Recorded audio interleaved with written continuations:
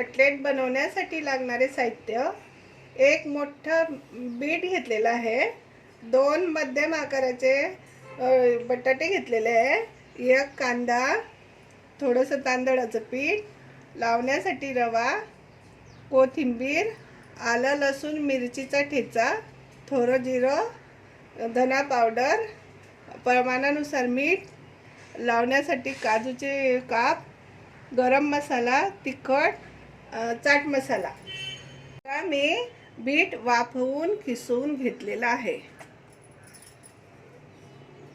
आता बीट, त्यानंतर आपण उकडलेले बटाटे, कांदा, गरम मसाला, चाट मसाला, थोडंसं तिखट, जिरं आणि धने पावडर आणि आलं लसूणचा ठेचा. तुम्हाला जसं तिखट हवं तसं घ्या. तांदळाचं पीठ आणि प्रमाणानुसार मीठ आणि कोथिंबीर सर्व टाकून झाल्यावर आपण मिक्स करून घेऊया. बघा, असं छान मिक्स झालं की मग आपण कटलेट करून घ्यायचे आहे. बघा, आपले बीट न ते सगळं छान मिक्स झालेलं आहे. आता आपण मस्त त्याचे असे छान गोल बनवून घ्यायचे गोळे आणि रव्यामध्ये सगळ्या बाजूने रवा व्यवस्थित लावून घ्यायचा आहे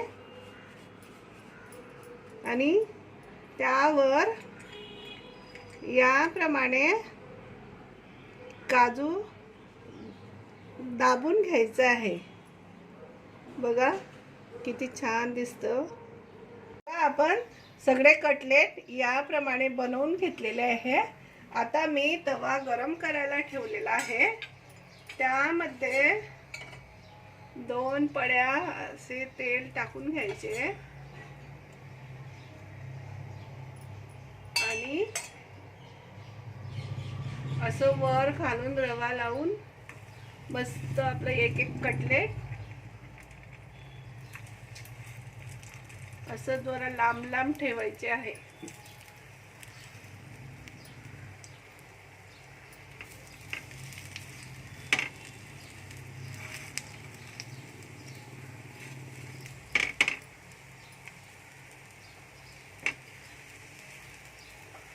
याप्रमाणे ठेवून झाले की 2 मिनिटं झाकण ठेवून गॅस मध्यम आचेवरच ठेवायचा आहे. जास्त मोठा करायचा नाही आहे.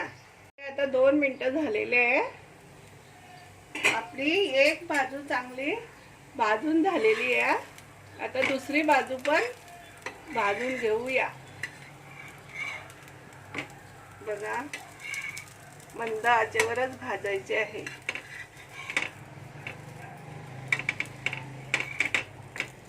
दुसरी बाजू झाली, त्यावर परत 2 पळ्या तेल बाजूने टाकून घ्यायचे आहे.